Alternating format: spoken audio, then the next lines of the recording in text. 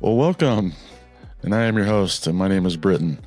Today, I just wanted to get on here before we start our conversation and let you know that I am not a psychologist or a psychiatrist. I speak to people that are in those professions, and this channel is for information only. Hopefully, it's good information that you can apply to your life. So as I speak to those guests, and if you feel like you want to support any of those, some of them are authors, blogs, mental health advocates. They have foundations, not-for-profits. If you want to support those people, I'll put the links in the description below. Also, if you'd like to support the Suicide Monk podcast and help keep this moving forward, I'll put that GoFundMe in the link below. And then also, I have a coaching business now. It's called Ashes to Life, and going to lead people from those dark thoughts and that darkness in their life and show them that the life or the light in their life, and bring them forward into something that, we all want, and that's purpose. And usually we find that in ways that are in our darkest times. So teaching people how to walk into that and walk through that with them. So I'll put the link down there for the Ashes to Life coaching as well. And then up next, we have a word from a friend. I use her products, and she's going to tell you a little bit about her business. Thanks. We'll see you on the good side. Peace. Also, I will put a link down below with her business information, and the link from that she gave me, I believe, is a discount code. So go ahead and click on that down below, and don't forget to like and subscribe. It helps us keep moving forward. And any prayers, lifting up, good vibes, we will take them. Thanks a lot. Again, we'll see you on the good side.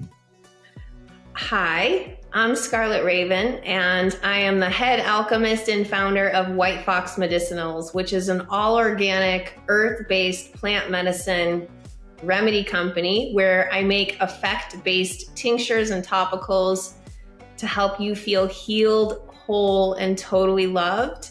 I have stuff like the Repair Remedy Salve that will take out inflammation and pain from your muscles and your body. Other things that actually boost your spiritual inner love, like the Wild Starseed Love Cream. When you put this on, you smell intense aromas of deep Aztec chocolate, which awakens this love inside of your heart.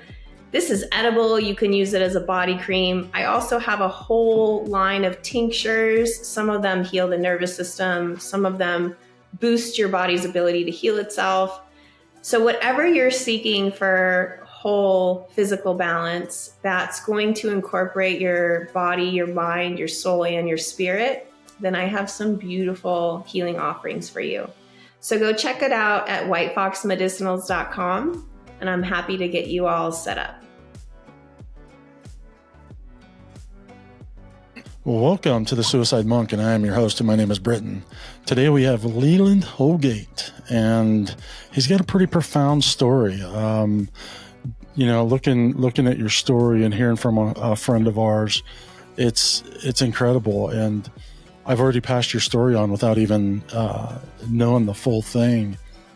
And it helped a friend of mine, and she had relief, and really found you to be a very profound person. We've never spoken before, but I'm really looking forward to this. And everyone that, our mutual friend, he speaks very, very highly of you, and he spent some time with you. And so I'm really excited for this. You do, I don't want to give all this away, but you were paralyzed. Yeah. And you spent some time healing yourself and delving into stuff. And possibly what I'm curious about is, what I'm thinking is, you probably changed the course of your life through this whole thing. Yeah. So tell me about, what was it like growing up? You're also a military vet, is that correct? I am. Yeah. So I'm a veteran myself, and then I grew up with a dad who was military as well. Okay. Nice. Yeah. What branch were you in? I was Air Force. Nice. And I went down the combat side, so I was operational. I was deployed constantly. Yeah. Where was your first deployment? First one was in Saudi Arabia. We were part of Operation Southern Watch, watching the no-fly zones, all of that good stuff pre the invasion. Okay. And then my second was Operation Anvil during Kosovo. Oh, wow. Okay. Yeah. Wow. So you've been on the ground and. Oof. Yeah, it was some ugly country at that point in time. Not the country itself, you know what I mean? Right. Yeah, the situation and those things. Yeah.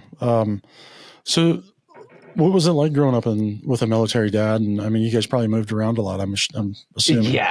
Yeah, a ton of moving around, and insanity, I guess, is a good word for it. My goodness, like. Getting introduced, like birth by fire, right? And not only was I a military brat, but my dad was Special Forces. So he was a Army Ranger, and met my mom in Vicenza, Italy. The old story. He got stationed in Italy, met my mom, voila, here I am. But it was like growing up with Dr. Jekyll and Mr. Hyde. I've always said, and I'm writing it into my book right now. What's your book called? I'm writing a book called Heal Yourself. Yeah. Love it. Yeah. So it'll be finished by my birthday this June. And I speak highly of my dad. I love him, of course. Right.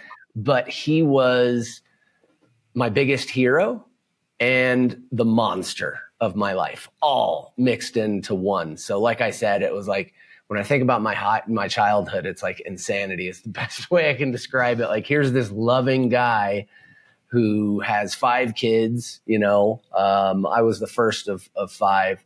Okay.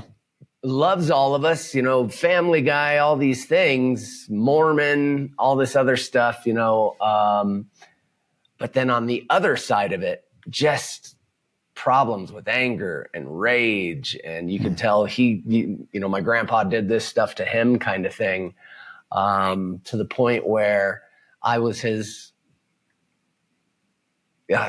beating stick, for a better way of saying it. You know what I mean? Like I'm just there. I'm available. I'm easy to take it out on. Like most abusive situations, the family is the one that usually gets hit the most because you're there, you're available, you're constantly in their field. So.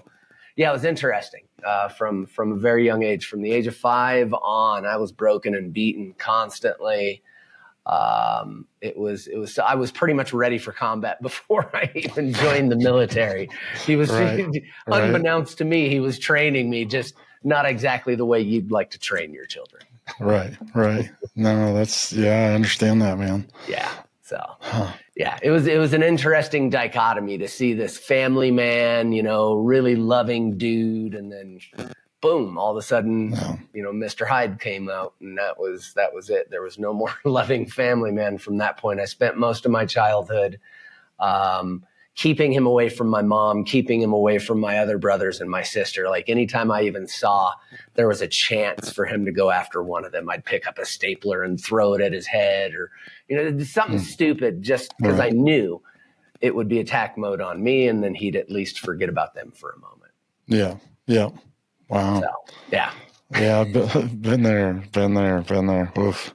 Yeah, so you get bringing back memories. Wow. Yeah, man, you get it. That was like, what was that? Like, God, 12 years worth of my life right there, just constant. Yeah. Wow. Is your dad still alive? No, unfortunately. I wear him right here on my arm. Yeah, and there's his soldier's cross. Nice. He was one of our now 44 suicides back in 2016. So. Are you kidding me? Yeah, he obviously had a lot of guilt and shame in the trunk, man, with what I saw and what he did to me. Like there was something in there that had nothing to do with me, for sure. Dude, I'll tell you, the rage. Oof, this is gonna be a tough one. The rage in and of itself, and the shame.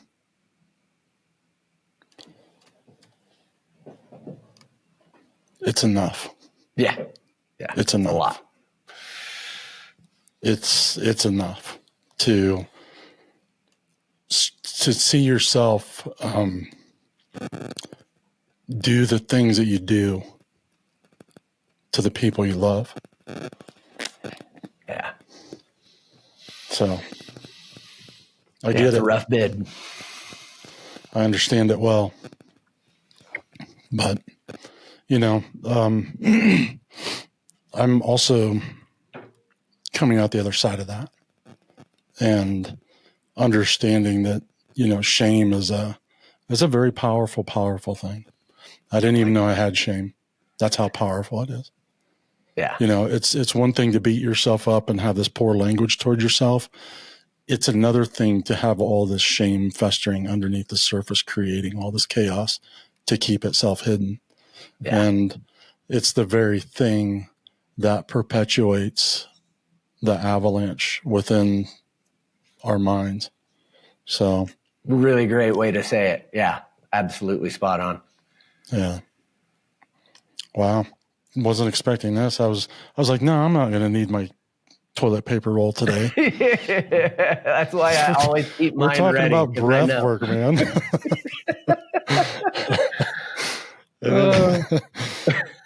I find out the breathwork side is fun. I promise. Wow. We're building to it. Wow. Oh man.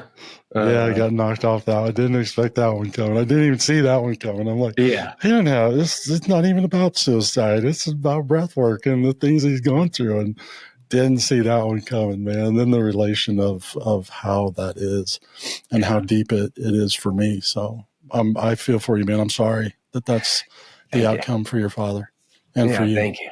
Thank you. Yeah. I think, you know, the one thing that I do look at now, of course, there's still some sadness whenever I think about him not being around, but it definitely, my goodness, while it sucked, the way that he went out, he was suffering. Oh my God, was he suffering? Torment, man. So I think when I look at, you know, the past 9 years of him not being around, the lack of his suffering, oh my God, makes up for him not being here. Because what I remember that, you know, from being a kid all the way until 2016, it's like, my God, when is this guy going to get some relief? This is madness. It is. And then you got a guy that's probably taken life, and that's one thing you can't give back. Yeah. And when there's something built within us that we're not meant to do that. No. And we're trained to do that. You know, you guys are trained to do that as soldiers. And it's really not built within our DNA. I mean, it's the one thing in life, and that's, you know, I can't say that. I told somebody that if you go in the military, that's the one thing in life you can't take back. Yeah, no, not at all. That I know of. I mean, you can't make amends for it. You can't. There's no. So I'm, you know, there's torment that's underneath the surface of that, but then that rage is what it turns into, and that's such a and the rage creates so much shame. It's not just what you've done, but the rage embeds it into your soul. Yeah. Yeah. And it becomes this perpetual spiral. Yeah. You know, there was on our side of things, the last mission in, I understand it viscerally myself. And, I went through bouts of suicidal ideations and things for that specific reason. Because when we went in, we took 6 pallets worth of cluster bombs. That was my job, was logistics, support, get everybody in and out. So when we took those cluster bombs in, I didn't really think anything of it, right? I'm just thinking, okay, I'm bringing in supplies for my guys. I'm bringing out the wounded. I'm taking in whatever they need. And then, we get the mission photos from the A-10 pilots after their missions. And when you see that and you know that you were attached to that, that's the only time like emotions well up in me, because when you see those pictures and you know the destruction that you were a part of, there's no clearing that out of your mind. It's there. It's etched into your soul. Yeah. So, yeah. And you know, one of the big things, which is interesting that you say that, and I can see it in you, buddy. And sorry I brought this up. It's okay. No, these things need to be talked about. I normalize all of these conversations for people as much as possible. Yeah. oh man, there's so much there. So in these things and healing, especially something like what you've experienced, and especially that kind of like thought process, it can take you down a horrible road. Yeah. How do you show yourself forgiveness and allow yourself? How do you allow yourself to be forgiven and given grace in a lot of ways? And I don't know if there's much better words for that. What I'm trying to ask you. Yeah. I know those are two really great words. And I think grace is probably the best one, because forgiveness is such a hard concept for all of us to like grasp onto when it comes to self. It's easy to forgive somebody else. You cut me, you said something wrong, you stole from me. It's easy to forgive someone else, but yourself, my goodness, giving yourself grace is one of the hardest things ever. It was a good decade of alcoholism and drug addiction, all the way to heroin and crack and cocaine. I mean, I went all the way down into the shame spiral. Wow. Attempted suicide twice, very close to successful one of the times. And what I recognized was I kept on spiraling what I had done or what I had been a part of until finally it took so long to recognize. And of course, the breath helped me find this, that I didn't pick to be there. I didn't think, oh, I'm going to wake up today. I'm going to take a whole shit ton of bombs in. I'm going to be a part of destroying this small village in northern Albania. Right. I didn't wake up and that was immediately my go-to, like, awesome, let's go take some lives today. So it took quite a while for that to kind of sink in. But then I realized the grace comes from recognizing that I didn't choose to be there. I went there for the ideals of watching the guy to the left and to the right, making sure I could get people out, making sure that I could stop suffering as much as possible. And then I started to pay attention to the grand scope of everything that we did there and recognized out of the 500,000 refugees that were displaced from their homes, if we did not go in there and do the things that we had done, it could have been in the millions that were displaced or killed. I mean, this guy, Milosevic, was on his way to Hitler's numbers with what he was doing with a lot of the ethnic cleansing. So it took quite a bit. It took quite a bit. So we're talking genocide. Oh, yeah. Slobodan Milosevic was our age Hitler. He was, my God, in 1999, the numbers he was pulling on the Muslims to clear them out of Albania and Yugoslavia was just disgusting. That's why we went in. That's why they called us in. It wasn't a war. It was an executive order. And to get that executive order, that's got to go through both the House and the Senate. And then, they, of course, can kind of stop the president from doing that. But that was the president using his executive order to send us in for 60 days.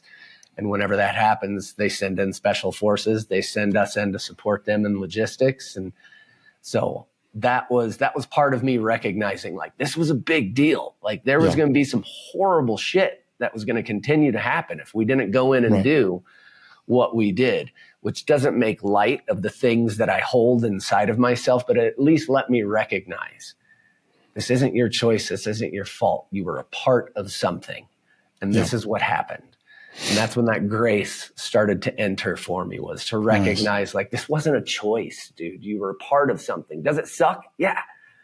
It sucks a bag of all the D's, but a big bag. Yeah. Huge bag, like Santa Claus stacked full of them. But it wasn't a choice on my end to choose to go in and do these things. So that was where the grace started. That's where the forgiveness, climbing my way out of that hole of shame started for me. Would it also be like, if it didn't happen the way it happened, you're looking at more casualties. You're looking at far greater casualties. So there's and for lack of better terms, because I don't know there's a necessary evil that has to happen for other evils to stop. That's not, it's like protecting a family member or protecting somebody that can't protect themselves. Right. So, and I don't know that a lot of military guys look at it that way, because when you go into these things, or you even experience these things, I was a volunteer firefighter for a year, and the images don't go away. And that was 35 years ago. Yeah. I can still remember them like they were yesterday. And I'm not haunted by them, but I can imagine if I were in it long term and I was employed by that, or if I went military, like I can't imagine what it would have done to me. Yeah. My dad is the perfect example of what it does to you. It just literally rips the soul out of you. Here's a guy who was raising children after taking lives of children and whoever, So I saw it in my stepdad. He was special forces. He went in. He was one of the first guys to go in and map Vietnam, and so he was the bush guy, like the dirt of it.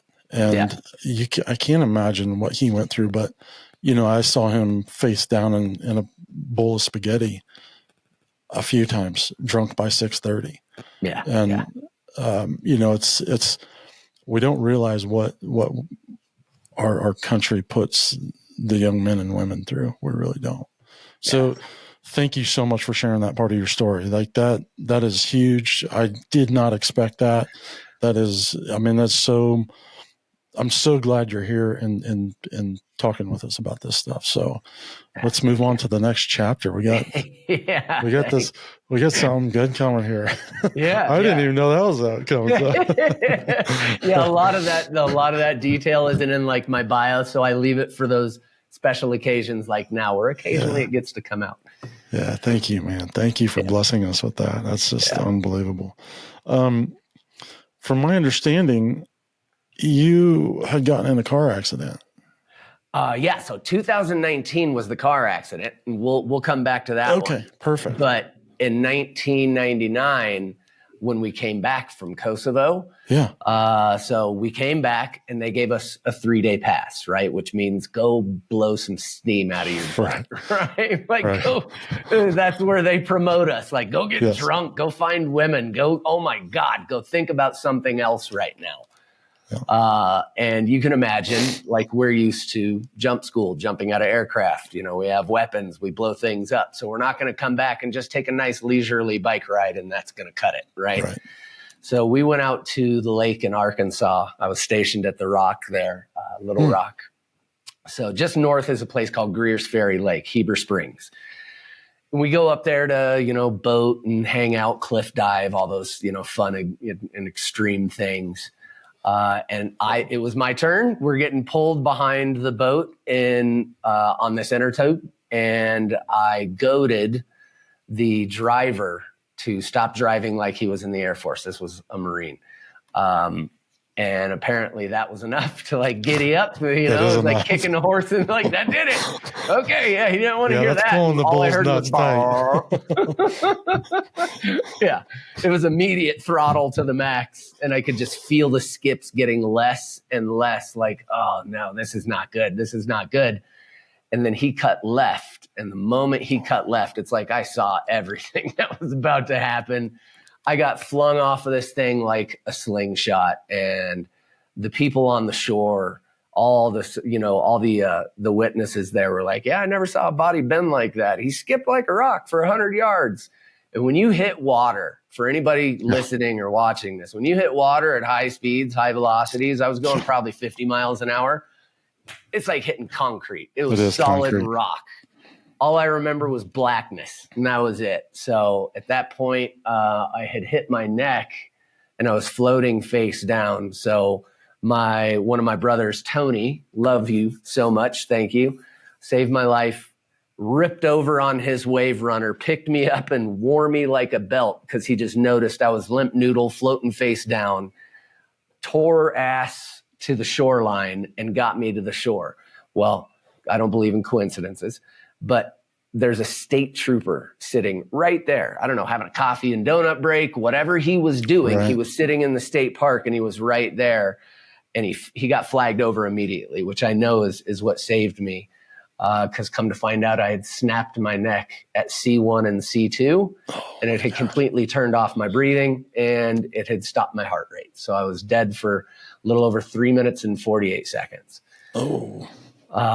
Yeah. And in that time, I remember this is kind of, you know, we'll talk about this more. This is kind of where I got the name for the breath method that I created.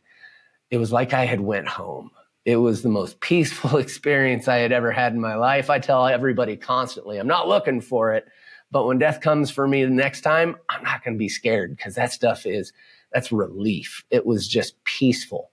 And it's funny enough, I could see the guy reviving me. I even described it to my friends, because they're all asking me, like, how the hell did you know that? He revived me in like the most non-regular. It was weird. It was very weird. He hit me in the chest and used his knuckles like a xylophone and just went up and down and up and down.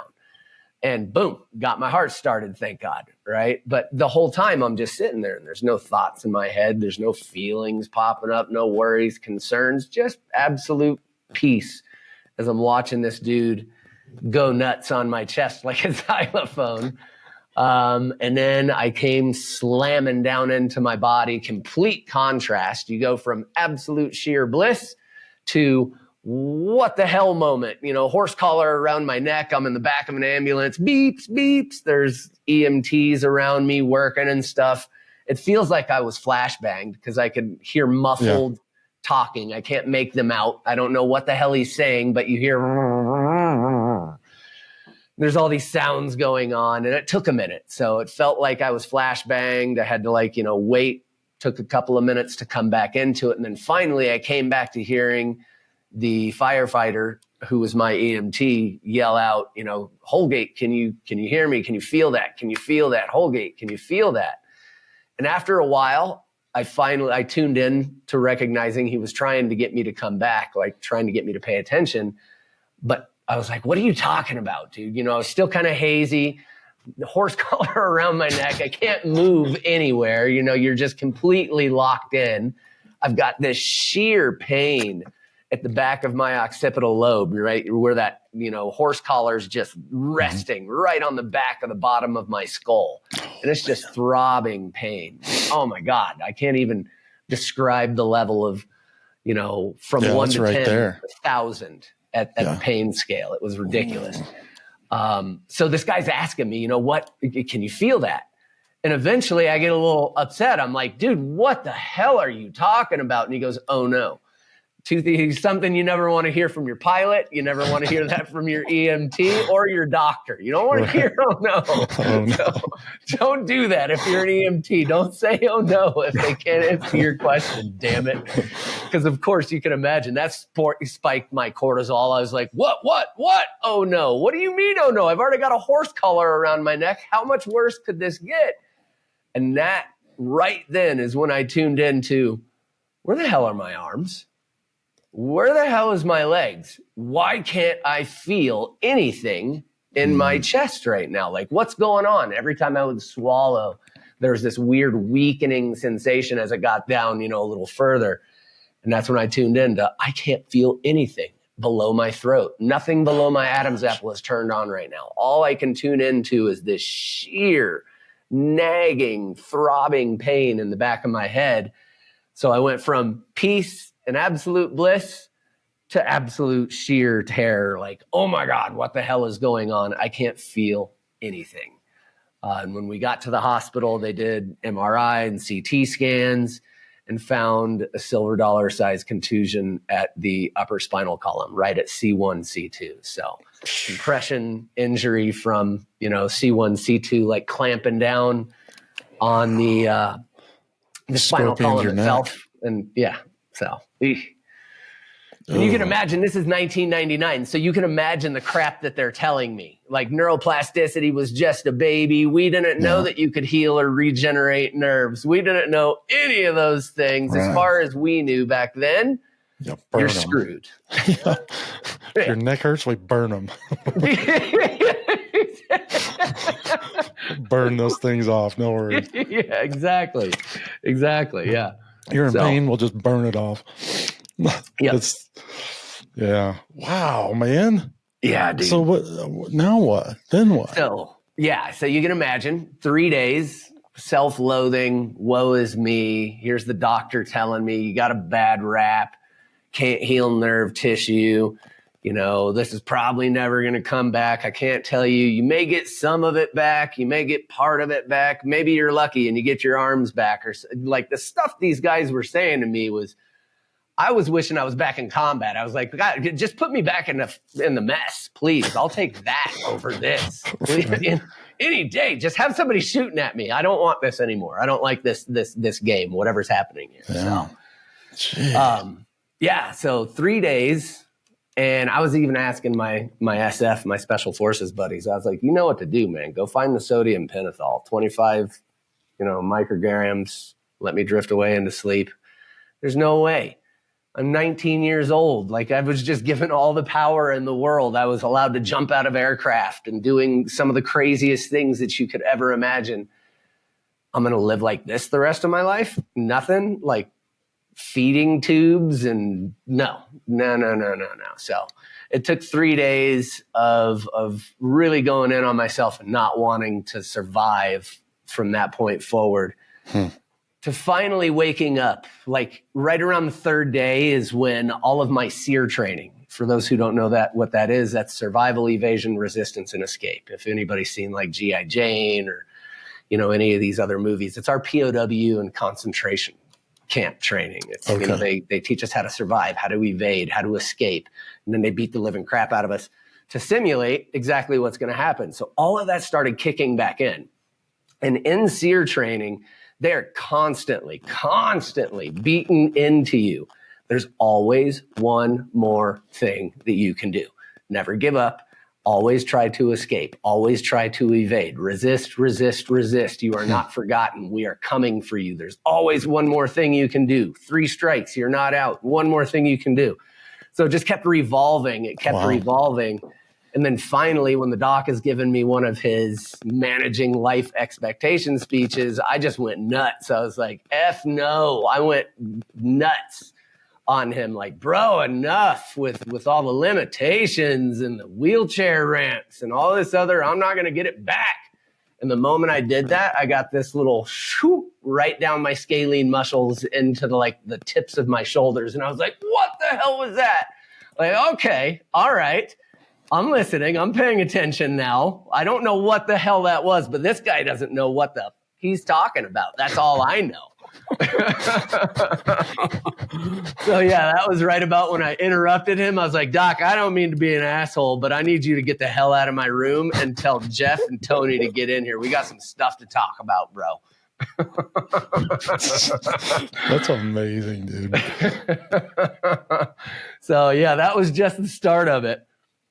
Jeez. Yeah. And it's the typical when the student is ready, the teacher shall appear type of thing, right? The universe knew like, oh, okay, he's tuned into possibility now. He's not so much in the, well, woe is me, all this other stuff. The next day, the military gives me a physiotherapist, a PT, right? When he walks in, it's a dude. And this is 1999 again. I don't believe in coincidence. Anybody else that does 1999, I get the one male PT inside of the military, because that's like 90% predominantly women when you look at the military inside of the, the medical wing. Right. On top of it, he was an Ashtanga yogi. So dude walks in as a physiotherapist, but also a yoga, like breath dude. Like, come on. How the hell, coincidence my ass. There's no way there's coincidence. Like this dude walks in the night after I finally had that experience and recognized like, hold on a minute. He said I wasn't getting it back. I'm already feeling something on day 2. Let's figure something out here. Let's negotiate. Right. Let's negotiate. This isn't over yet. And then in he walks and he starts talking to me about yoga. And you can imagine, of course, I have not figured out what this dude's role in my life is yet. All I know is he's a physical therapist. So I'm laying on my back like, dude, if I could move my legs right, I'd kick you in the throat. Yoga. That's a pretty funny joke. Who hired you to come in and tell me some dumb shit like that? Was that Jeff? Was that Jeff? Who was that?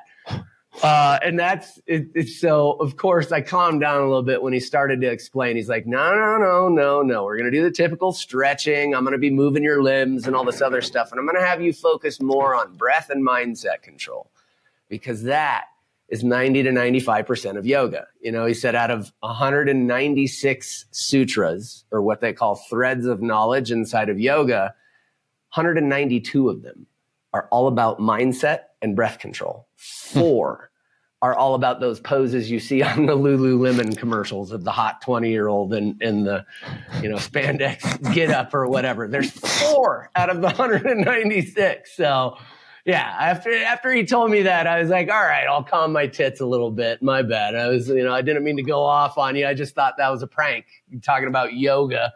You walk in the room to a quadriplegic. Like, come on, dude. Right. I thought this was funny for a second. And then I realized, dude's serious. Like, oh, wow. Okay. He's like, no, he's not joking around. Like, for reals. We're going to do some yoga. And we did. And the first time he hit me with my first breath round, oh my God, I was back in that place from when I had snapped my neck, right? The euphoria. Yeah. Oh my God. It was just, that's all I can tell people. It's like, I went home again. It was pure effing bliss. My goodness. Wow. The moment he just worked me through these breath modalities and then told me to breathe in and hold. I breathed in, I held my breath, started letting go of tension, and wow. Like, say goodnight. In that moment, again, it was like I went lights out, apparently. And that's what he told me, which is completely normal for a lot of people to do, especially when you're healing from something. But I went lights out physical wise. But my God, when my body was asleep, the things I was feeling and experiencing, like, don't ever take me back. Just leave me here. God, just forget about me. Lock the door. That's awesome. Yeah. I love that, man. So you want to be laying down when you do that. You can. Like, I sit up. Or have a padded room. That's the thing, is just be in a safe space, right? Be in a chair that can catch you, be around some pillows or something. You can do it in your bed. When I know I'm going to go hot and heavy at it, sometimes I'll sit in my bed with pillows around me and stuff, because I know I'm going to be. That's amazing. Yeah. Dude, that is wild. So he just started doing some PT with you and started doing breath work. And I mean, obviously you're sitting here. So how did that go? What was the time frame of that? You figure in the first 2 months, I had almost 60%. Most of my upper body. Couldn't really get the fine motor skills down. I couldn't really get the digits going, but I could lift arms. I could start to flap my hands. I could feel the greater part of my trunk of my body, my chest, my abdomen. The camera does its little thing. My chest, my abdomen. Come on. Sorry, there we go. So yeah, I could feel about 60%. The last thing I had to get back was the fine motor skills and the legs and the feet, which always takes the longest. Of course, it's the furthest from the injury. Sure. Makes sense to me now that I'm a neuroscientist, but then I didn't quite understand it. But after 2 years, I limped away from that one, walking away with a cane. That's amazing. Did you get back to full? I know you are now because I saw you. Yes. I'm back to full. Took me about 5 years total to ditch the cane, ditch any kind of help, get rid of the last little nuggets of pain or any neuropathy and numbness that I had. So 5 years full from when the accident happened until I could say I was, completely healed. But 2 years, walked away from what they told me I would probably never walk away from. And your neck healed fine. And yeah, I have gone back, and guess what they don't see on the upper spinal column? There's no contusion there anymore. So they put me down as one of those miraculous healings. He's a spontaneous case. Yeah, it just happened. I know. I was sitting there eating popcorn. Miracles. Yes. You're part of the miracles. So talk to me about the in-between there. What was your mindset during that period of time of those 5 years to really bring yourself back? Because I think that's really important for a lot of people, is how do you take tragedy such as that? Yeah. That is I mean, I think about that often. That's what if something happens here down? Yeah. I've got no way to take my life. Right. That's my thought process. Right. Yeah, exactly. Yeah, like, I'm screwed. I'm the same way. Trust me. I know that's kind of dark and sadistic and twisted, but that's, it's like, that's the only way it can be prevented. But other than my mind changing, and that's what's happening. So what was your regiment to stay focused and stay diligent through that time period? Because that's a long time period. It is. Yeah. And it was, I'll be honest, it was tough. There were at least a handful of times I remember wanting to throw in the towel, wanting to quit, especially when the nerves are waking back up. Oh my God, the pain, like sit on your foot, right, for like 10 minutes. Yeah. And then take your foot out and just lay on your back and kick your knee. And the pain that you get there from it being asleep for so long, I was feeling that all throughout my body. So there were several times I wanted to quit.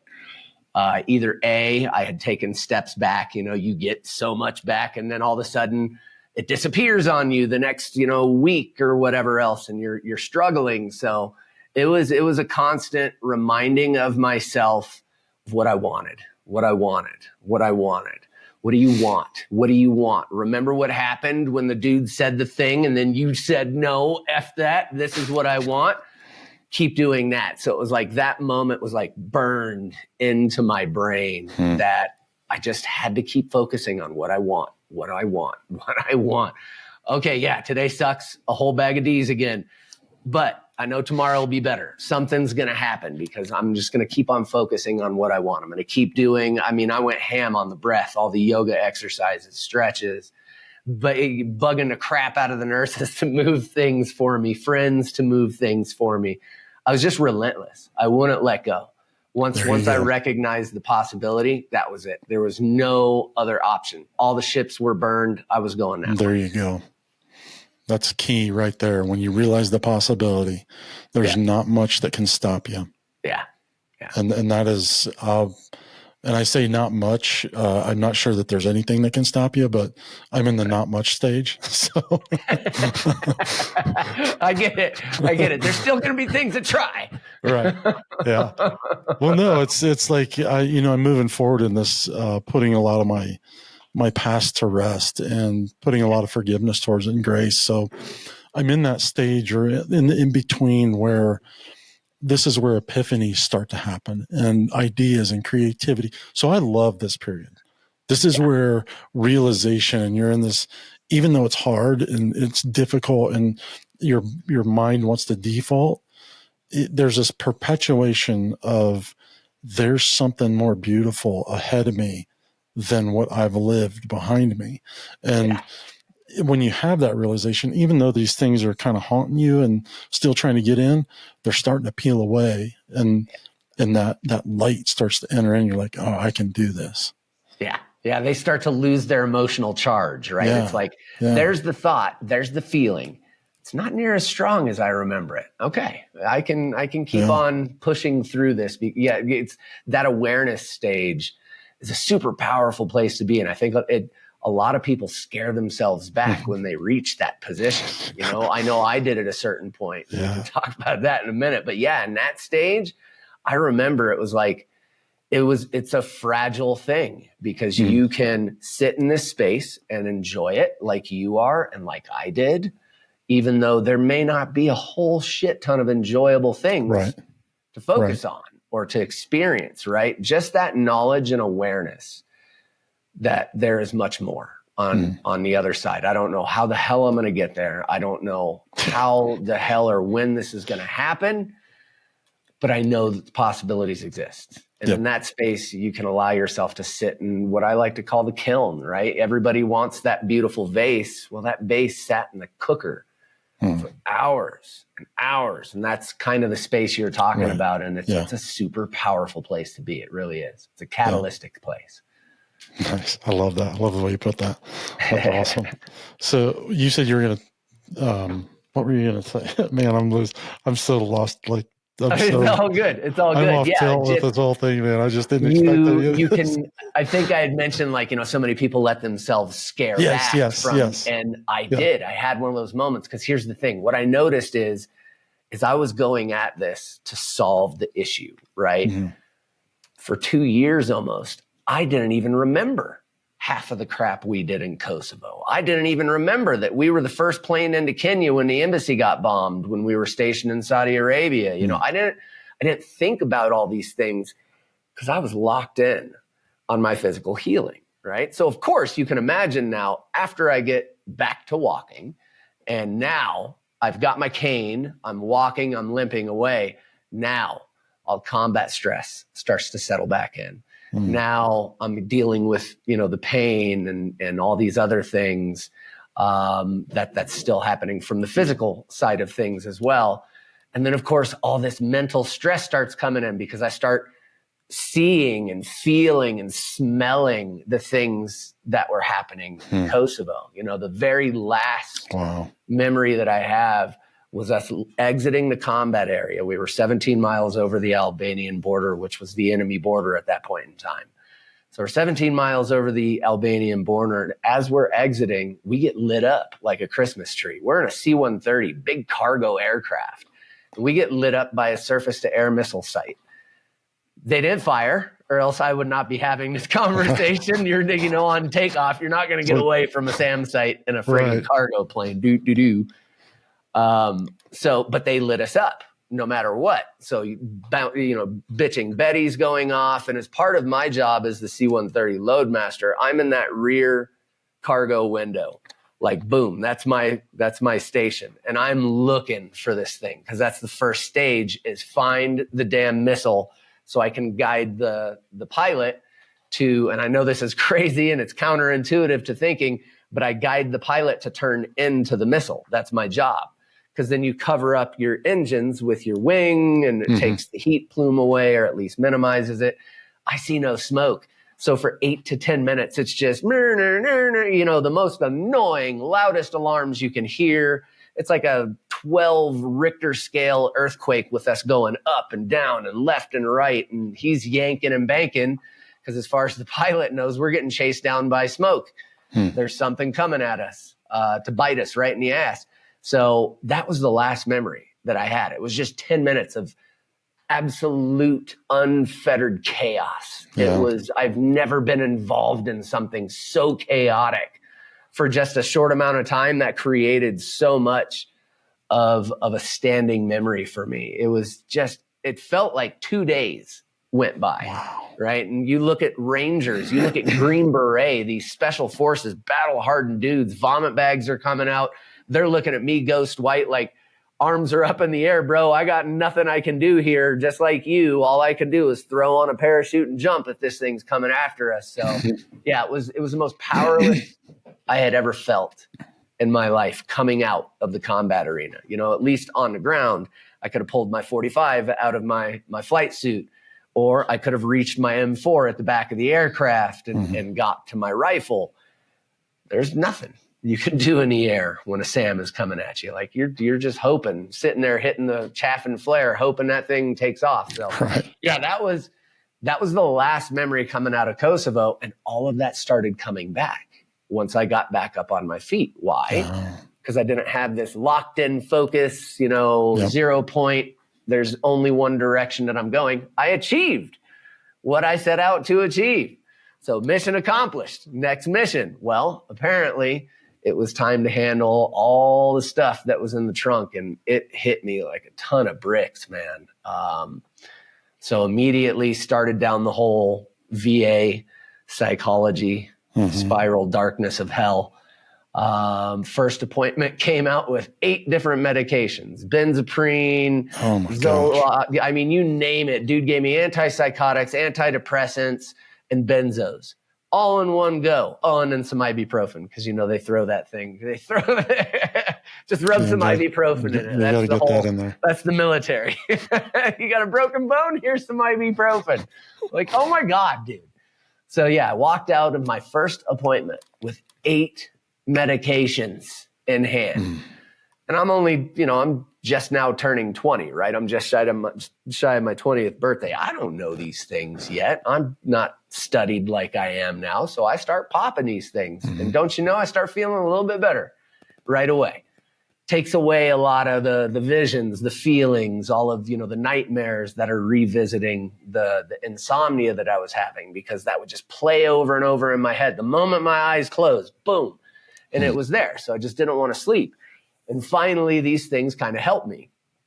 Well, as you know, and most people do, that's a slippery damn slope because the body gets addicted to these things.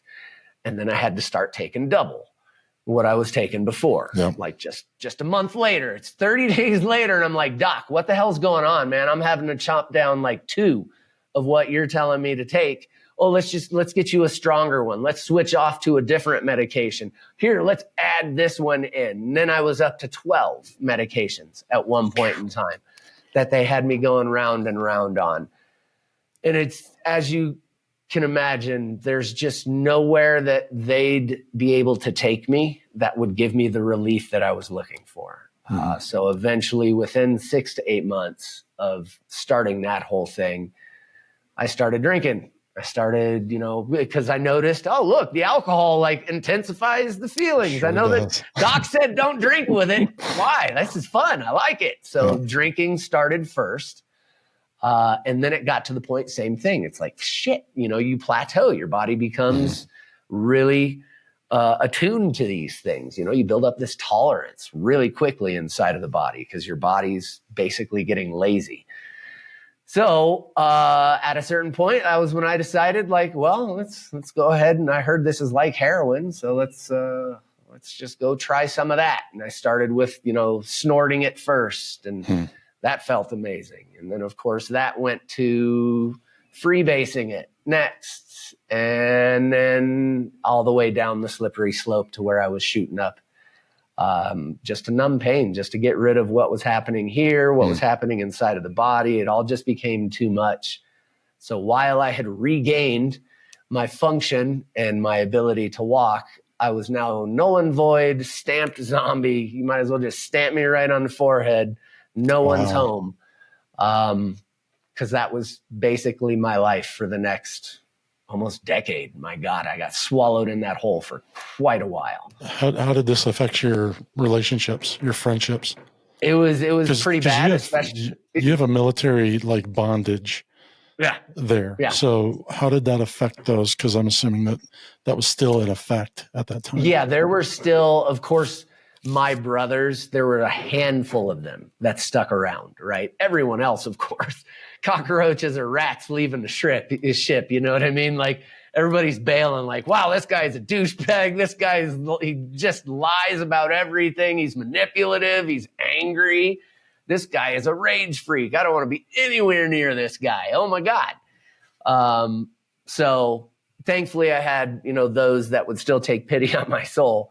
But in the space that I was in, my God, I was just slowly burning every bridge as I walked across it. You know what I mean? It was pretty bad. And I was married at that point in time because during the beginning stages of this, I met my now ex-wife, but we had kids. So, I mean, it destroyed my relationship with her for sure. There was that went right down the tubes. Yeah. So, yeah. Wow. Sorry, man. Yeah, it's okay now that I can look back on it. Hindsight is 20/20 because it was obviously there was another lesson in there that I had not learned from the physical injury that the universe wanted to make sure it gave me the uppercut to make sure I remembered this one or at least paid attention. Like, are you paying attention now? yeah, for sure. So, wow, man. Got a hell of a story, dude. Trying to absorb all this. Yeah, I got 12 books in there somewhere. Yeah, at least. Wow. Jeez, man. So how has that transformed you in the latter part of your life now? How's this? I now look at it as 2 of the biggest blessings in my life. It's funny. People look at me like I have a dick growing out of my forehead whenever I say things like this, but they're like, what are you most thankful for in your life? And I literally think back and I'm like, yeah, that time I broke my neck, and the time I was diagnosed with cancer. It's like, and they just stare at me like, what? How is this like the thing you're most thankful for? I was like, those were the moments that faced me straight to the very edge of darkness. There was nowhere else to go. There was literally no further down I could have gone. So there was only one way to go. There was only one way to go, and that was up. And not only was there only one way to go that was up, but come to find out, being on that edge, being in those combat situations, helped me to understand the language that those that are in that space right now speak, because not everybody speaks that language. Right. You know, especially when you think about therapists or friends or family. Oh, just breathe. The things that they say, they're trying to help. I love them to death, but they just don't speak that language. Right. They don't speak dark, you know? Yeah. So that's why I look at those things as some of the biggest blessings that I was ever gifted with, because they forced me to educate myself. They forced me to empower myself and recognize that there's way more that I'm doing. If I accidentally stumbled onto those things, for fuck's sake, imagine what you could do with intention, Leland. My God. Yeah. It's amazing. It's an amazing place to be. Yeah. And that's still in that in between. I love that place, man. Yeah. Because it's like I've just gotten through the hard part. There you go. Yeah. And as soon as I realize some new stuff, there's going to be some more hard parts. Right. Yeah. There always is. There's those levels. I look at it as mountain climbing, right? You made it to that next peak. Yeah. Okay. Realized it, went through it, worked through it. Now it's, now I got to go through another hard part. Yeah, exactly. You know, it just doesn't, but you do it with more grace every time. So it's that's the key, right? Yeah. That was the thing is, you know, when I finally came out of my stupor right around 2014-ish, I recognized so much more that I had been absent on. I didn't even consider inside of my possibilities or potentials until that moment, you know, when I started coming around and had that one friend that took pity on me and let me live with him. And, you know, as long as I stayed clean, I got, you know, all the support I needed type of thing. So yeah, it was a super powerful place to be. How did you get me to where I am now? Yeah. How did you get cleaned up? So yeah, one of my brothers found me sleeping at a house that was empty. I don't know, some evicted house, sleeping on the back. There was a couch on the back patio, some rundown. It was nasty. It was a disgusting looking couch, but it was a couch. So that was where I lived for almost 6 weeks. And when he drove past and saw me laying there, that's when he got me back to his place. And I went a direction I don't suggest. I went cold turkey off the drugs, the alcohol, all that good stuff. It's a really dangerous thing to do. Super dangerous. Really, really dangerous. In fact, I tell everybody all the time, if it wasn't for the breath work, because I went right back to my breath work practice, right? Like back to being a crackhead on breath work, like you name it, especially when I got all the DTs from coming off of heroin. Oh my God, like crawling to the bathroom on your elbows and, you know, barely being able to get up out of bed before it, you know, you either pass out or piss yourself or whatever else. It was horrible. But the breath that I focused on constantly throughout the day is the only thing that got me through that. So that was like 6 to 8 weeks of hell, man. Yeah. I tell people all the time, and I'm studying to be a neuropsychologist right now. You know, I tell people all the time, do not go cold turkey on that stuff. Get help for sure. Yeah, please. It's super dangerous. Your body can shut down. And oh my God. You know, if you don't, and I'll tell you, without that breath work, you probably, because my curiosity, especially since you're in neuroscience, with breath work, it helps create focus and calms your nervous system, all that stuff.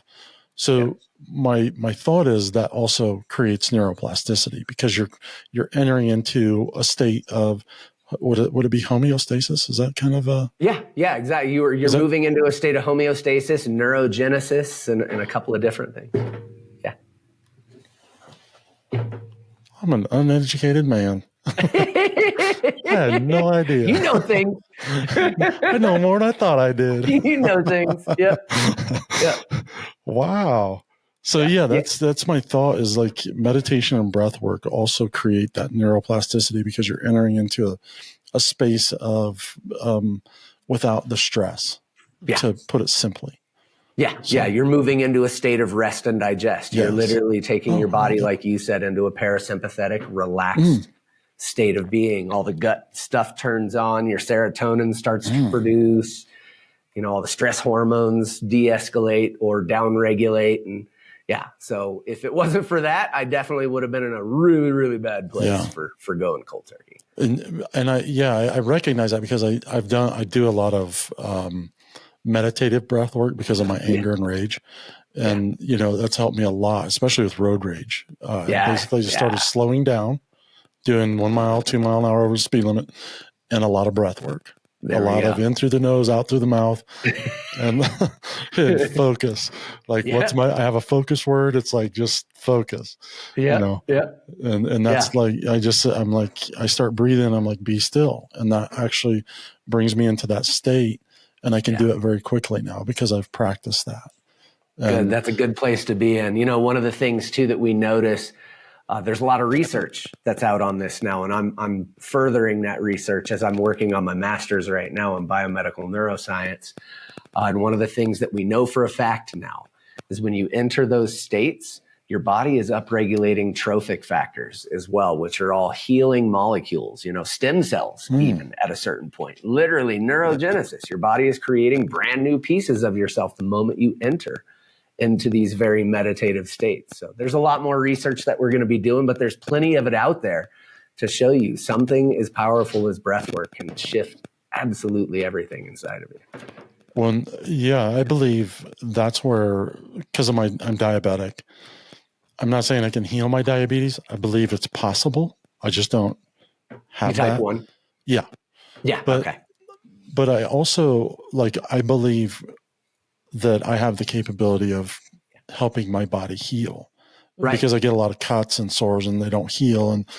But as I enter into that space more and more, the whole physiology starts to change within me, and I can feel it. And I'm like, that's just so weird.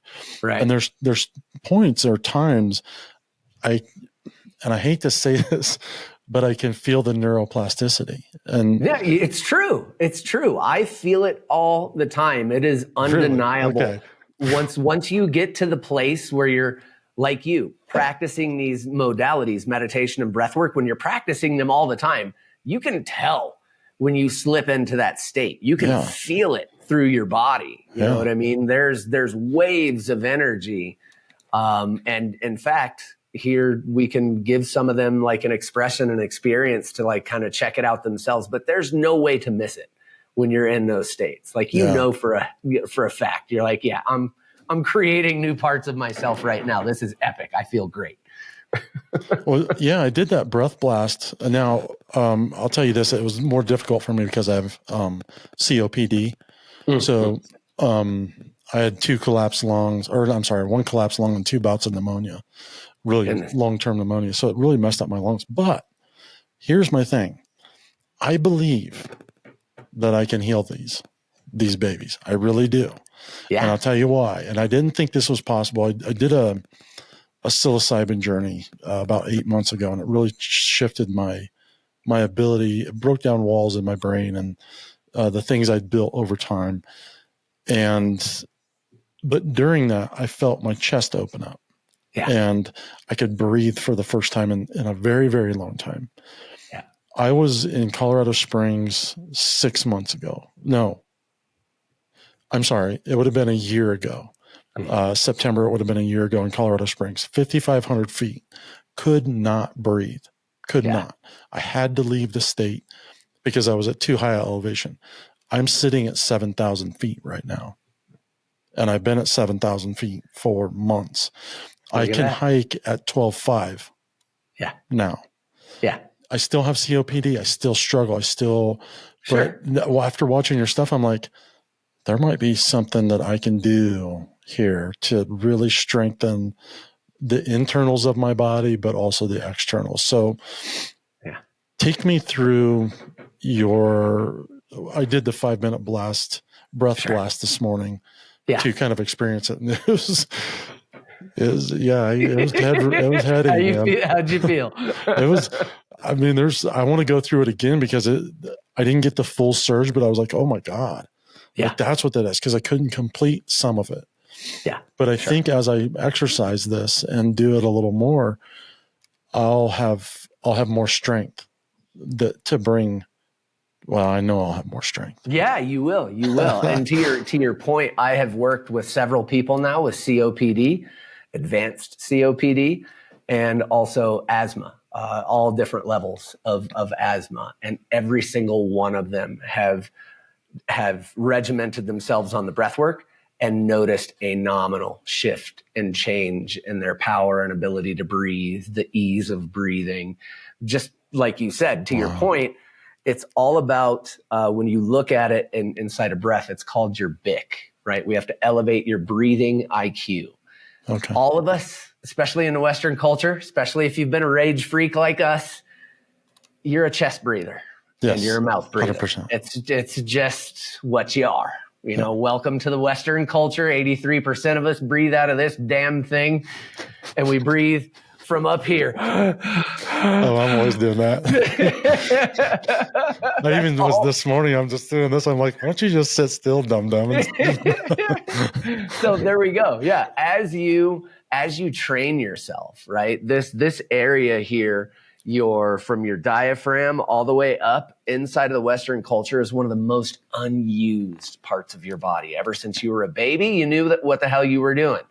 Once we grow up and we start getting the crap kicked out of us by life or all these other things kind of happen, you lose track of the proper way to breathe. Stress takes over, these other programs set in, and now you become a mouth breathing rage freak and you have to change all of that. But the more you practice, you'll elevate your breathing IQ. And there's a couple of things now that I know you're specific, what you're working for, some of your challenges and goals. There's a different way that we can adjust your breath. Yeah. Because I'd heard somewhere in some stuff that I watched of yours that or maybe somebody had said something about you helping people with COPD and stuff like that. So that's really interesting. But I want to ask you something because I have a friend who I've talked about to you. She's from the chest down, she's paralyzed. Yeah. And they gave her a shot and she walked a few steps the other day. But I turned her on to some of your stuff. Is there anything specifically for her that you could maybe suggest that she could do with her breath? So there are, in fact, we have a monthly membership where I put a ton of practices. Okay. Inside of that, there's something that I have called the medicine cabinet. And the beautiful part about the welcome home method, which is the breath technique that I created, is it's a multifaceted modality of breath work. It's not like, and I'm not poo-pooing on anybody. So anybody listening to this, I love these guys. I'm not poo-pooing on them, but Wim Hof, that's one style of breathing. That's a Tumo style breath. That's all you get. There's really no other way to breathe. He tells you the way to breathe. That's the way you breathe. Stan Groff, holotropic breath work, Soma, a lot of these modalities, it's just you breathe one way. It's a one-trick pony. Right. You do it this way. That's it. You hold here. You hold here.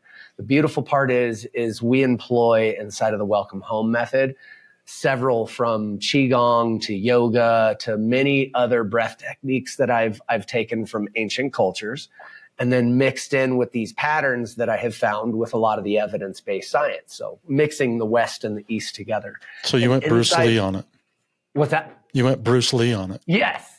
I literally went Bruce Lee on breathwork. I did. Love it. It's my Jeet Kune Do. Yeah. So that's a really good point to put.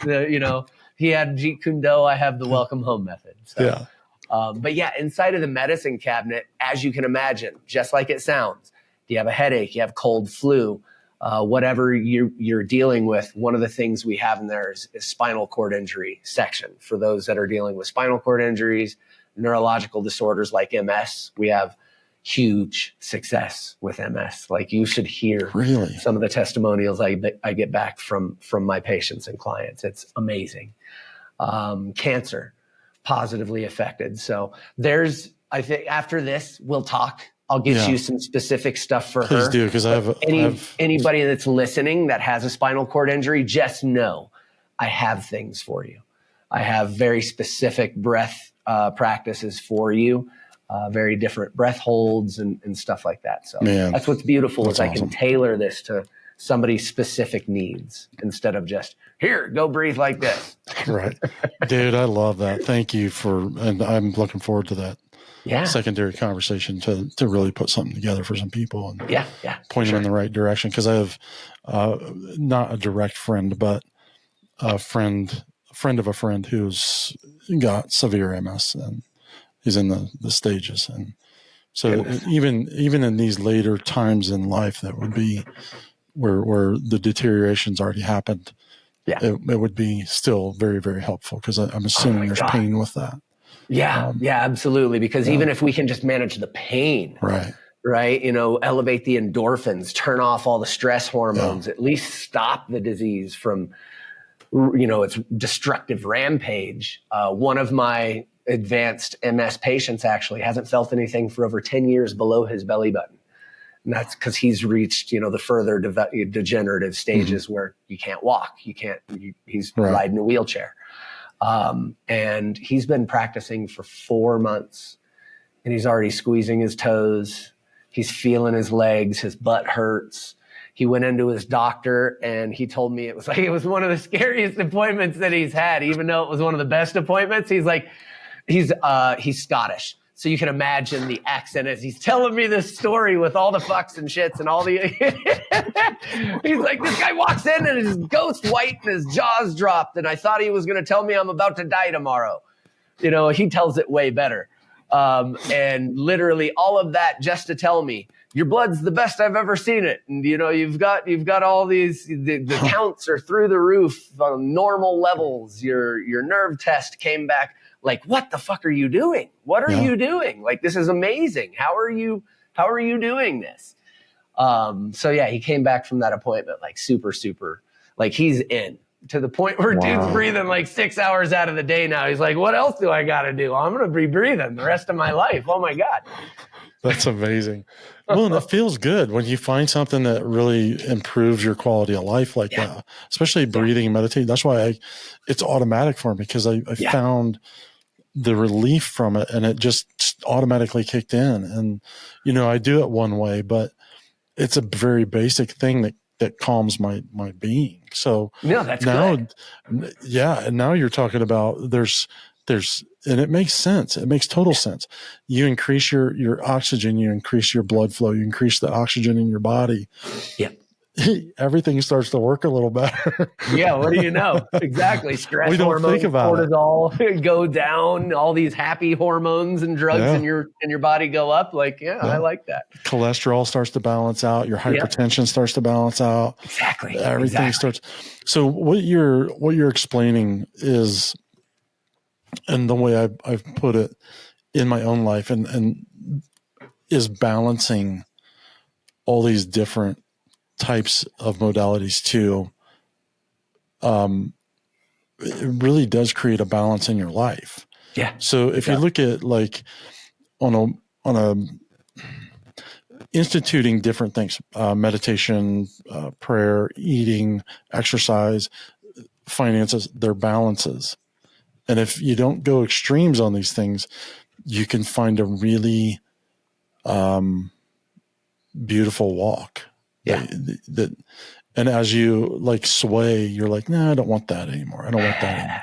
Like, I like this. It's very peaceful, and it doesn't come without struggle or suffering or pain or it actually, but there's a comfort level in your spirit that happens to allow you to walk in the discomfort of this life.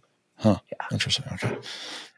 Yeah. You just pointed out where you're at. And I declare that being the most powerful place to be is one of my favorite stages because like you said, it just becomes an automatic. Yeah. That doesn't feel good. I'm not doing that. I've had plenty of that experience. Yeah. I've got this other thing now that I can do for 5 minutes. And oh my God, do I feel amazing. I'm going to go do that. Yeah. It just becomes an automatic thing for you. It really does. Yeah. And to your point, though, listen to what he said. It's like, it doesn't come without suffering. It doesn't mean that it's not hard. It doesn't mean that you don't inevitably take the bite out of a shit sandwich every now and then. It just means you choose not to chew on it. Right. Spit that shit out. You know what I mean? It's like, you took a bite. It doesn't mean you got to keep chewing. So take us through some. I'm sorry, I took us off track when I asked you to. That's okay. To give some suggestion there, I don't know if you remember where we're at. Yeah, well, we were talking. For one, we're going to have that secondary conversation, but we were also talking about possibly letting everybody else feel it, because you were talking about 5-minute breath blast and how you felt, and that you knew you could get more. And we'll work on that too. I got some things for you. Yeah, that sounds great. Yeah, if you want to take us through kind of that and some of the breath work and that you would kind of recommend just even starting off. Yeah. So what I'll do is I'll take everybody through a technique that I used. This actually came from when I was coming off of the drugs and all that stuff. It's a technique called 60 seconds to freedom. And in 60 seconds, you can literally downregulate all the stress hormones and upregulate those happy, more relaxed hormones. So we'll do 2 rounds, because I'm going to take you through just 60 seconds, which is 10 breaths, right? So it's 10 breaths in and out of the nose. And let me turn off the echo cancellation so you can hear this as I do it. Or will it let me? I don't think it'll let you. Oh, it won't let me. Okay. So anyways, it's probably, you're not going to be able to hear me breathing because you know that's going to cut me off. I'll try. But basically what you're not going to hear if it cuts out is I'm keeping the breath steady and continual. There are no pauses. Now for you and for anybody else out there that has asthma, COPD, any kind of breathing obstruction or any kind of breathing disorder, I want you to slow it down. Don't follow our pace. It's okay if it takes a little bit longer for you, because the key is to really work this diaphragm, right? The diaphragm is what pulls your lungs open. So I want you to breathe through the belly. All right. It's so hard to do. Could you hear that? Mm-hmm. Okay. Yep. Yeah. So that's what I want. Okay. With that power, with sound, but notice I'm not jacking my shoulders, right? It's all in the belly. So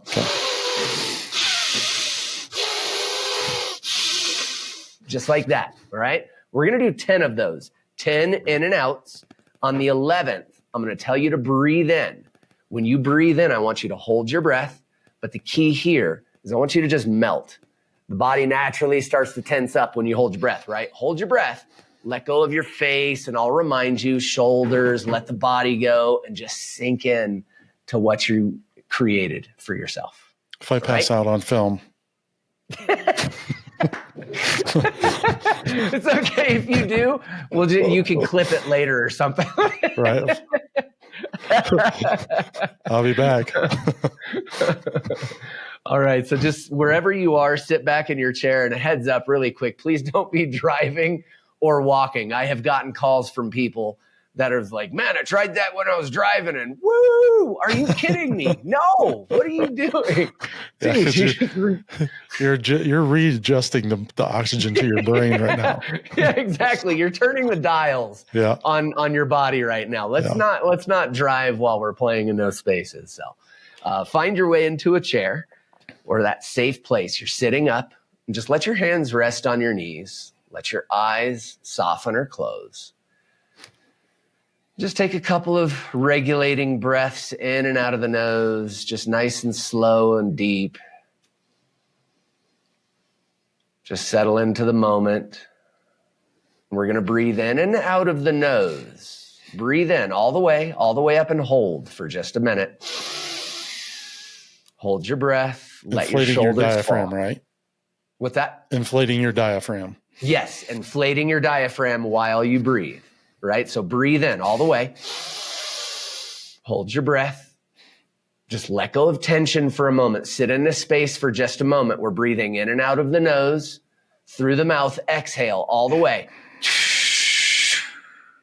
In through the nose, out through the nose, in through the nose, out through the nose, in through the nose, out through the nose. Keep it powerful. Keep it with that sound, breathing in and out, and in and out. What you're feeling is normal. Just a couple more. Continue to breathe in and out. Keep it steady. Keep it continual. And now breathe in all the way. Next breath in, all the way up and hold. All the way up and hold. Swallow down, shoulders fall, face release. Sink into that moment. And when you're ready, very slowly start to exhale. As you feel that cascade, that wave moving through the body. Yeah. Welcome home. I had to let go quicker because You were on your way. I love it, dude. That means you did it right. And that's what I tell people all the time. This is a practice makes permanent type of thing, right? Okay. In neuroscience, we don't say practice makes perfect. Fuck being perfect. Practice makes permanent. It makes it a permanent way of being. So now that you've experienced that, you know you're doing it right because the body was about to knock you out to take over breathing again. It was like, all right, he's not breathing. Let's just knock him out and take over again. So that's what you want. Yes. Because both times I've done that. I did that this morning with your practice. And then just now I was like, yes, that's what you want. And this is where the yoga comes in, right? And this is where I've taken all of these things, this West meets East. In yoga, those are called kumbhakas, the holds. And the kumbhaka is revered. It's a place of balance. It's a place of being in the middle of the high and the low. We're not used to it. We're not used to sitting in it, right? We're not used to doing what you just did to your body. So your body's like, what the is going on?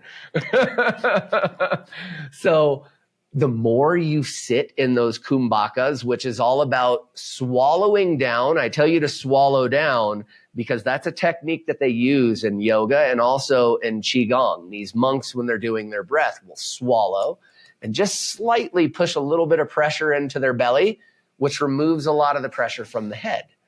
Then it allows you to sit in it. So you're doing it right. You just have to experience more of it. And what you'll notice is what we call the deep diver effect. The more you feel that like, oh my God, holy shit, I'm about to go out. But you hold and you just find that perfect kumbhaka where you swallow in, you hold that pressure. Eventually your body gets used to it. And then next thing you know, your body's like that 8-year-old puppy that used to piss in the corner all over your house. But now you've trained him and he's just at the front door wagging his tail ready to go. That's what your body turns into. So, yeah. More practice. You'll get there. So you're saying I'm going to pee my pants when I do this the right way? No, thank God. All right, perfect. I just want to make sure I just put the plastic sheet down. Thank God. Thank God.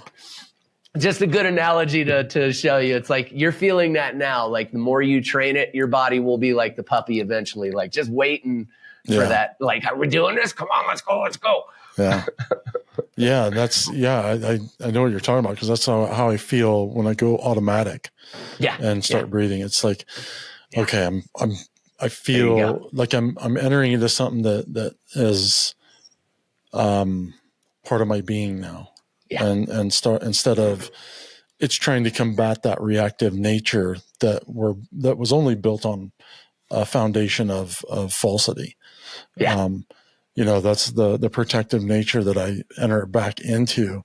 And my reactive nature is starting to try to combat that because I've practiced something. So yeah, I love that. That's wonderful, man. So you want to try another round just so you can play with the kumbhaka now? No, I'm going to pass out. Okay. All right. All right. More for you to practice later then. It is. I'm going to have to enter into this slow.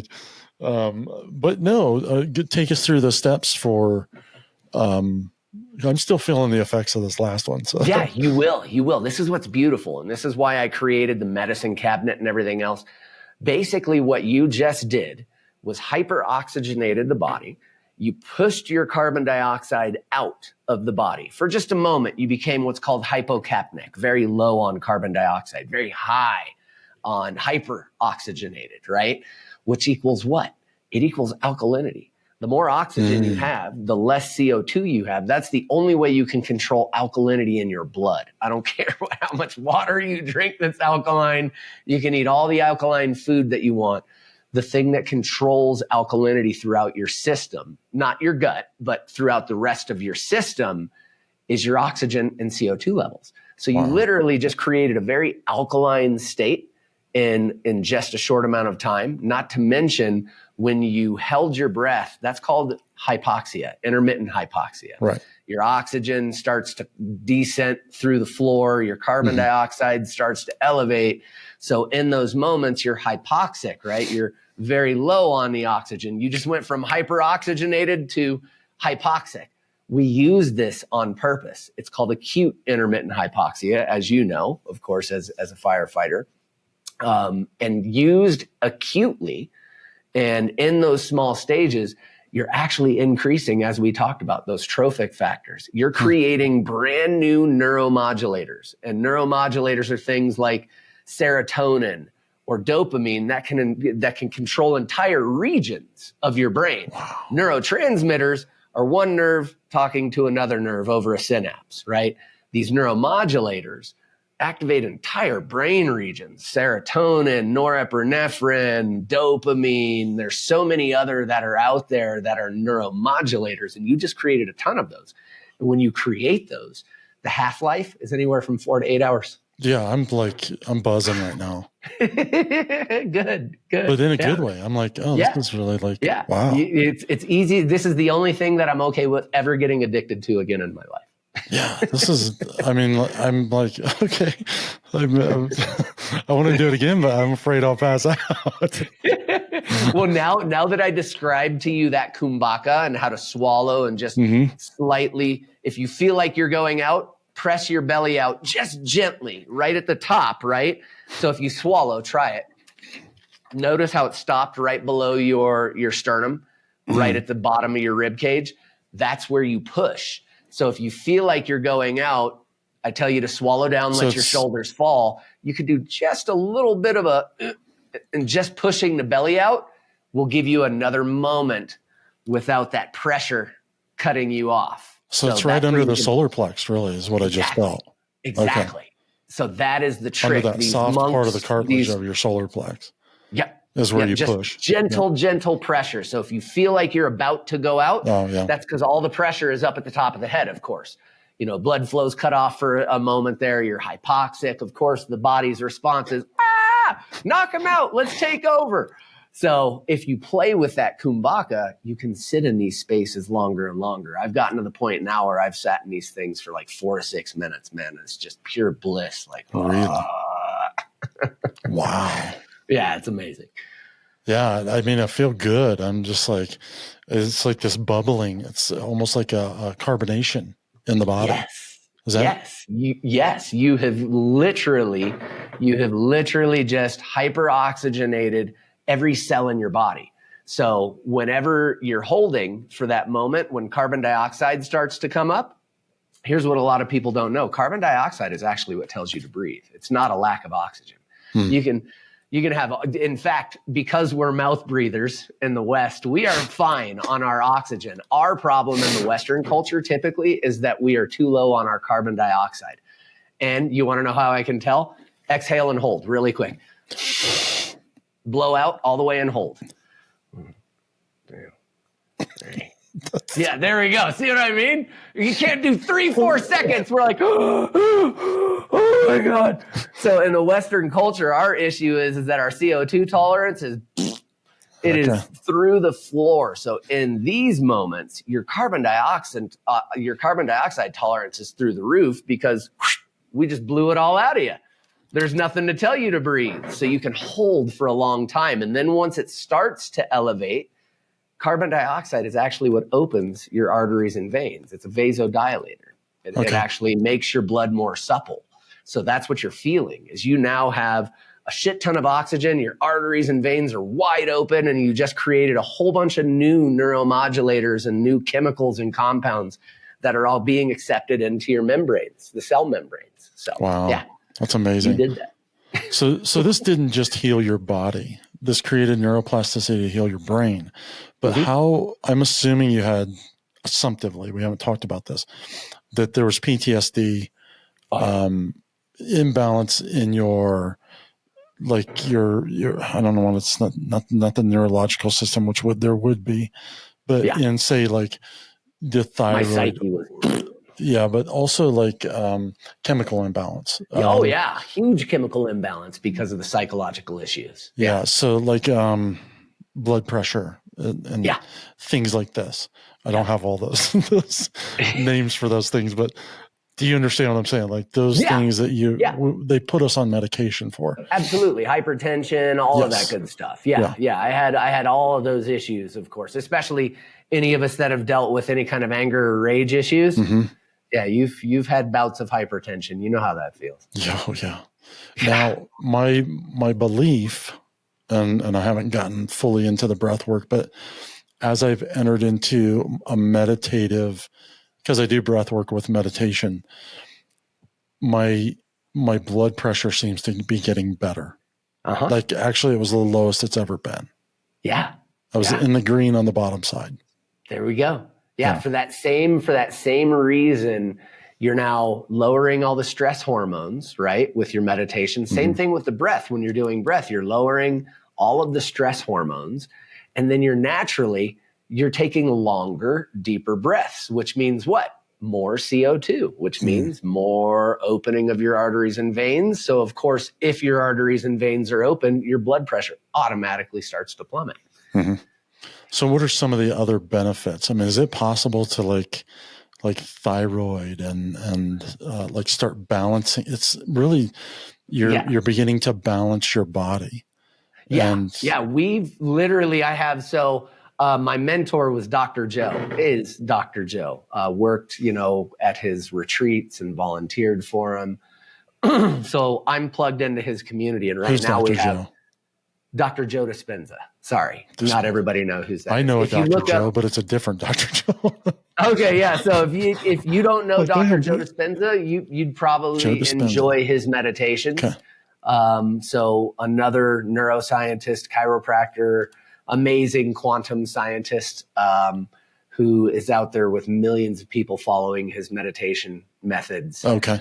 That was my mentor, and one of the things that he helped me with was, obviously I'm plugged into a pretty big network. So now the Willful Warrior, we're in 49 different countries, all the way from Australia to India, all of Europe, and we've got Asia, Russia.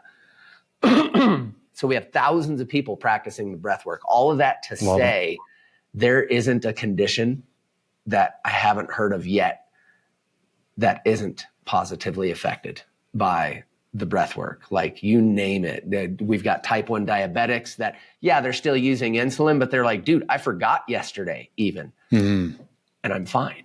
Like nothing happened. I've been doing my breath. They were like, obviously I'm not cured, but in those moments where I was out and about and I left it at home and I forgot, my insulin for whenever I was out and about, it was like, I was really astonished at how okay I was, because I had been doing my breath work. And then of course, they got home and took what they wanted to take. But you name it, cancer patients, full remission. Yeah. Tell me about that a little bit, because you were diagnosed with cancer and we haven't really talked about that. That was kind of just skipped through. So. Yeah, that one, thankfully it's funny enough, that was I think the easiest challenge for me to deal with. It was tough. I'm not saying it was super easy and pleasant. It was stage 2 colon cancer. So not pleasant at all. In fact, the thing that told me to go in there felt like somebody was doing the Indian rug burn inside of my lower intestinal area. And I got to understand what menstrual cramps are like, because I described them to my female doctor and she goes, you sure? Like, you're a dude, right?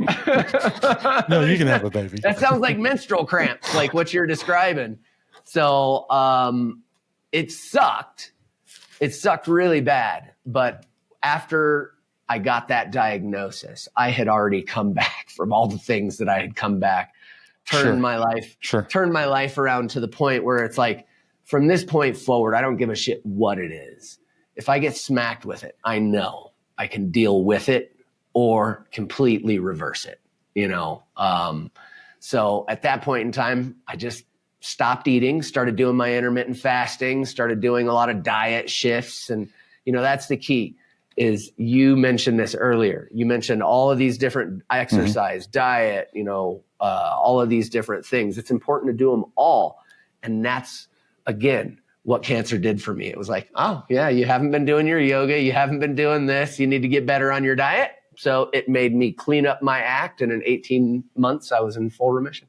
So I'm curious about this. And as you're speaking and we're talking about this intermixing of practices with diabetes, I'm wondering if that breath work combined with a water fast that I've been hearing about, and I haven't done a lot of research on this yet because it's not been available in the Western world.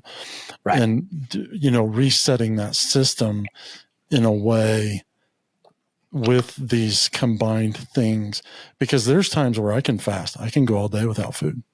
And hypothetically, or the theory is that that's not possible. Right. Yeah. You know, especially if you're a type 1, like as right. far as they're concerned, your insulin bottoms out, you know, you start to go, you have no control, hypocapnic, all these things. Yeah. You have no control over now you're at the mercy of whatever that dead pancreas and our bottle of insulin is that's the way your life is going to go.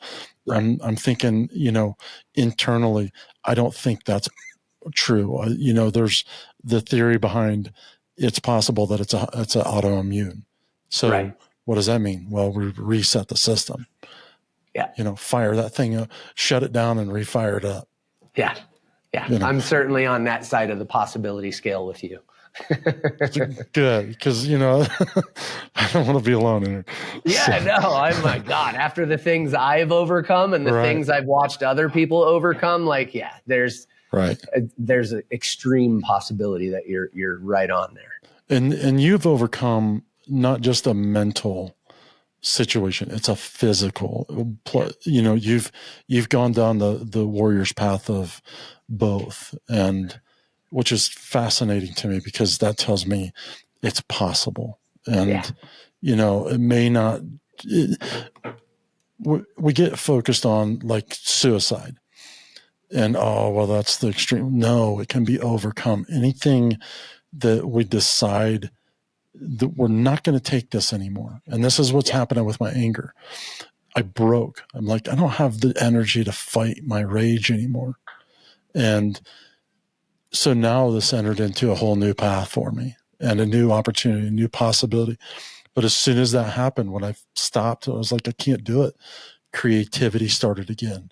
Things started firing up. Like somebody pulled the cord and my motor started, and it was like, oh, I know I can do this. I don't think I can. I don't think I believe I can. I know I can. And I know I can put my anger and my rage to rest and utilize it to my best benefit for what it was supposed to be used for and not what I use it for currently. So, man. Yeah, that's kind of where I'm at. I'm in the in-between, man. I love it. No, I'm telling you, you're in a powerful place because, you know, it's, you just keep on doing what you're doing. Yeah. You're already noticing it and aware of it. And then all of a sudden, you know, a couple years down the road, you're going to turn around and go, holy shit, I haven't freaked out about fucking anything in like 3 years. Right. Yeah. And my language has changed and I don't speak the same way I do. And I definitely don't, you know, these things start to peel off when you start to respect the internal parts of who you are and realize the balance that you can have if you just put your mind to it.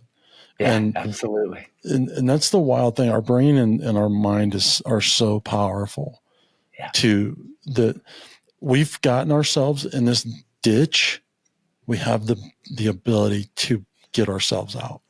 Yeah. And it doesn't have to be reliant on somebody else doing it for us. And it doesn't have to be reliant on a pill, an automatic Band-Aid. And it can have everything to do with patience, tolerance, kindliness, love, grace towards ourselves, so we can start giving that back to other people. Absolutely. Yeah. The simplest things in the universe are often the cure. And it's usually the counterintuitive. Yeah. Always. Right. Always. Isn't it amazing? Do you know how many people have not tried breath because they've got some extreme challenge and they're like, oh yeah, sure. It's that easy. Yeah. Like, no, for real, dude. It is. It for real is that easy. And then that's what I'm saying. Like, as I'm talking to you, I'm like, oh, and then you mix that with a water fast, or you mix it with some other practices in your life that are in balance already. And now you've got this beautiful thing that just added to your wheel.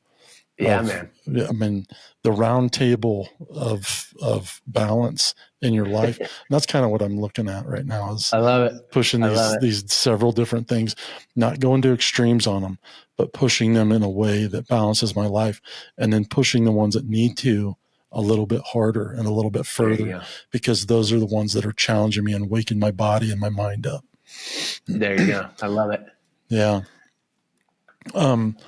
We could sit here and do this all day. I mean, I could. I love talking to you. This has been such a great thing, but we're going to have to close out. Totally get it. I know. Time goes on. It does. And I would love to do this again, though, with you and bring it back for another visit during another season. And because I think this is valuable information. Again, just that little bit, I was like, oh man, I can't wait to get off of here, go sit down in my bed and do this and pass out with it, and like bring it back and like start to practice something that's going to be valuable for my lungs and for my journey that's ahead that I haven't told you about. But I got a journey coming up that I haven't told anybody about, All right. So it will be very, very valuable. Yeah, it's going to be valuable in what's to come, and it'll be valuable for what I'm building in my future, and to push people and help people. And so I'm going to start coaching as one of my things. And I thought that was off the table for me, but it turns out I just wasn't ready. I'm glad it's not, because typically people like us, and I'm thinking, especially when you think of yourself, make the best coaches. You already speak the language, right? Like I said, what happens at the edge of darkness, you learn this language that not everybody else understands. Like you understand viscerally how far and how it's not near as hard as you thought it was going to be. You understand all of those things. So you're like a perfect person to coach.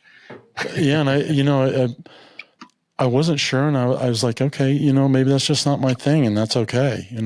I let it go, and then it came back as, things began to unfold for me in a way that it was profound. I was like, oh, I just wasn't ready. I love it. And not that I'm ready yet, but it came at the right time where I can put the process in place, because when I'm done doing what I'm going to do, I'll be ready. Heck yeah, man. I love it. So, and I get in there and my language is changing and my thoughts process and my motivation and all these, and I can feel it. And I'm like, but you're still not ready. I'm like, okay, but I'm like, but you're building. You're building. Yeah. I'm in the exciting part of all of this. And it's like, you may not be ready, but you will be. And I'm like, I love that. Now I get to enjoy the process of becoming that. So there's this beautiful thing that's unfolding in me. And I love that. Yeah. I love that. That's what all monks will tell you. It's like the process of becoming is the destination. Yeah. That's it. Yeah. There is no destination. That's the destination. Right. Today is the destination. Today is the beautiful unfolding of everything that I'll become. Exactly. And, and that may not be tomorrow. It may just be today. So, so as we close this out, is there anything that you'd like to leave us with that you've learned that is really, like, you've given us so much through all of this, and so much beauty and hope and positivity in the midst of a profound suffering. So what's the cherry on top, Leland? Yeah, the cherry on top is to recognize that you, whoever you are out there listening to this or watching this, you are literally, and I'm speaking on a neuroscientific and physics level, you are the universe in action. Mm-hmm. You are the power of the cosmos. We sell ourselves short way too much. Yeah. So I just want you to remember that we are not our built up circumstances, our past experiences, and the whatevers that have happened to us. We are literally whatever we choose to become. Yeah. It is an absolute law of the universe. What you think, you start to speak, you start to act on that. It becomes your habit, becomes your character. You are what you choose to be. And you can have, do, or be anything you fucking want. Yeah. And it's amazing. I'm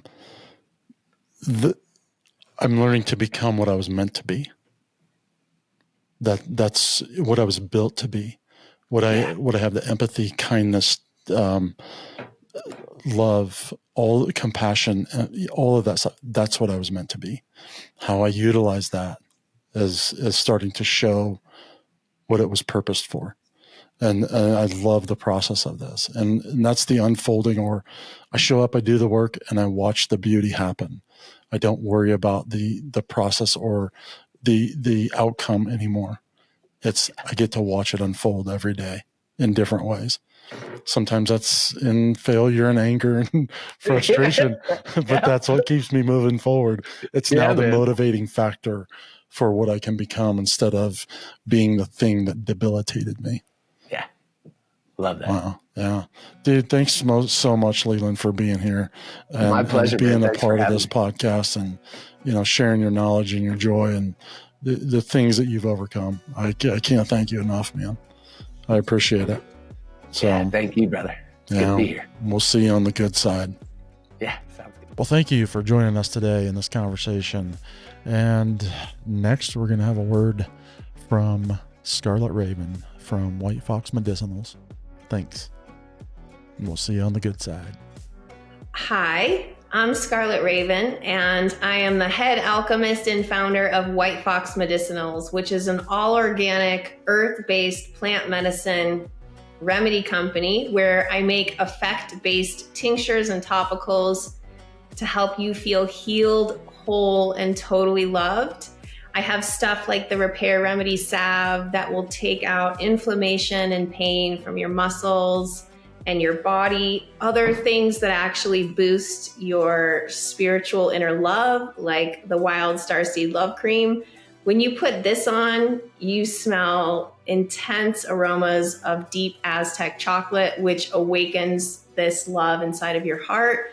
This is edible. You can use it as a body cream. I also have a whole line of tinctures. Some of them heal the nervous system. Some of them boost your body's ability to heal itself. So whatever you're seeking for whole physical balance, that's going to incorporate your body, your mind, your soul, and your spirit, then I have some beautiful healing offerings for you. So go check it out at whitefoxmedicinals.com, and I'm happy to get you all set up.